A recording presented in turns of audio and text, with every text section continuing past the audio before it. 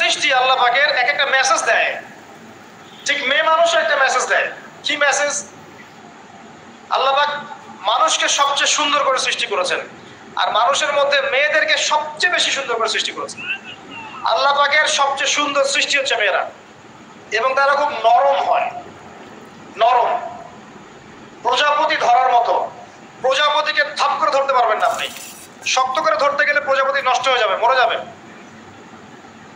প্রজাপতিকে কোমল ভাবে ধরতে হবে, ঠিক মেয়েদের সামনেও আপনার কোমল থাকতে হবে। বেশি হার্ড হতে যাবেন শেষ। আমি আপনার গার্লফ্রেন্ডের সামনে কোমল হতে বলি নাই, আপনার ওয়াইফের সামনে হতে বলেছি। কোমল থাকলে আপনি জিতে যাবেন। দেখবেন দুনিয়ার চিল্লা ফাল্লা করছে আপনার বাসায়, আপনি চুপচাপ আছেন পাহাড়ের মতো, কোমল আছেন। 5 মিনিট পর দেখবেন নিজেই ঠান্ডা হয়ে এসে বলছে আচ্ছা সরি, ভুল হয়ে গেছে। আর যদি আপনি চিল্লা ফাল্লার কাউন্টার দিতে যান, তাহলে দেখবেন সুটকেস গোছানো শেষ, বাবার বাড়ি চলে গেছে। ডিল করা খুব ডিফিকাল্ট। এখানে আপনাকে খুবই সবরের পরিচয় দিতে হবে। আল্লাহ পাক বোঝার তৌফিক দান করুন। আর আমরা মা বোনদেরকে রিকোয়েস্ট করব, 4টা মূলনীতি মেনে কাপড় চোপড় পরবেন। আপনার কাপড়টা এমন হবে না যেই কাপড়টা পরলেও অঙ্গ প্রত্যঙ্গ দেখা যায়, বোঝা যায়, এমন হবে না। কাপড়টা এমন হবে না এত টাইট ফিটিং যে আপনার অঙ্গের উঁচু নিচু অবয়ব বোঝা যায়, এমন হবে না। কাপড়টা এমন হবে না যেটা অমুসলিমদের পোশাক, আর কাপড়টা এমন হবে না যেটা পুরুষদের পোশাক।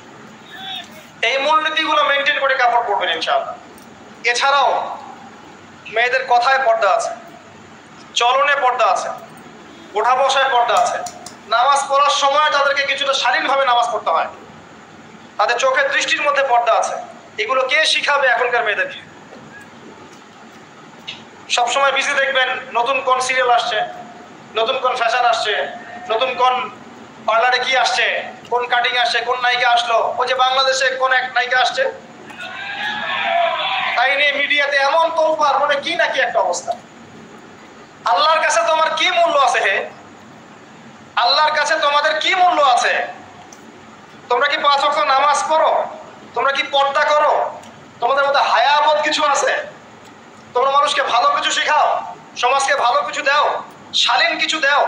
আল্লাহর কাছে তোমাদের কি মূল্য আছে? নবী সাল্লাল্লাহু আলাইহি ওয়াসাল্লাম তো জাহান্নাম দেখে সেই কথাটাই বলেছেন, আমি জাহান্নাম দেখে আসলাম, সেখানে বেশিরভাগ অধিবাসী হচ্ছে মেয়ে, নারী। কি কারণ? তারা এমন কাপড় চোপড় পরে বাইরে ঘুরতো যেই কাপড় পরেও তারা নগ্ন থাকতো। আমি কি ব্যাখ্যা করতে হবে? আপনি দেখতে পারেন না?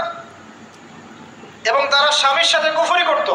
সারা জীবন স্বামী যদি তাদের ভরণ পোষণ দেয়, ভালোবাসে, মহব্বত করে, তাদের জন্য জীবনটা ক্ষয় করে ফেলে, এক পর্যায়ে গিয়ে বলবে সারাটা জীবন তোমার কাছে কিছুই পাইলাম।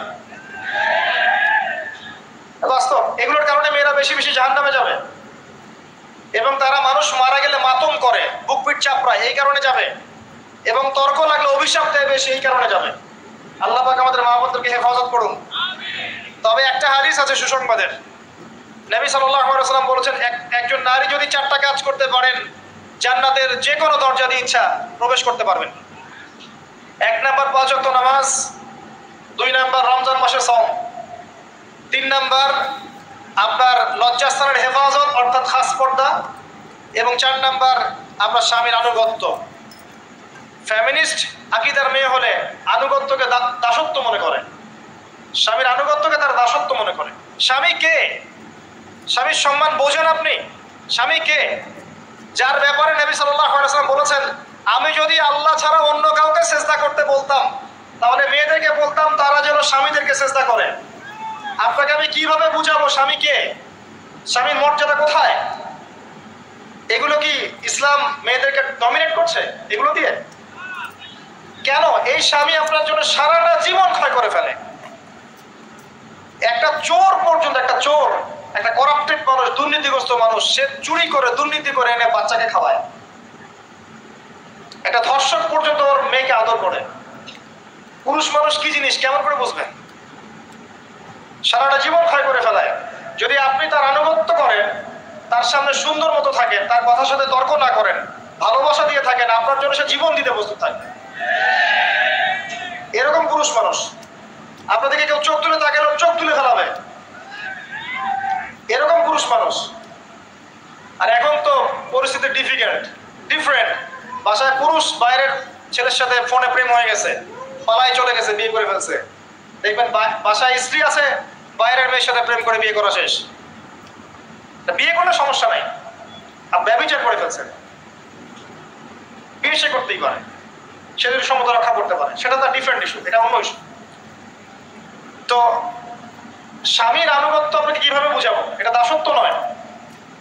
নবী সাল্লাল্লাহু আলাইহি ওয়াসাল্লাম বলেছেন, কোন স্বামী যদি কোন স্ত্রীকে চায়, তার প্রয়োজনের জন্য চায়, মহব্বতের জন্য, স্ত্রী যদি চুলায় রান্না করতে থাকে, ওই রান্না ফেলে দিয়ে তাকে আসতে হবে। হাদিস। রাতের বেলা স্বামী স্ত্রী শুয়েছে, স্বামীর চাহিদা আছে, স্ত্রীর কোনো সমস্যা নাই,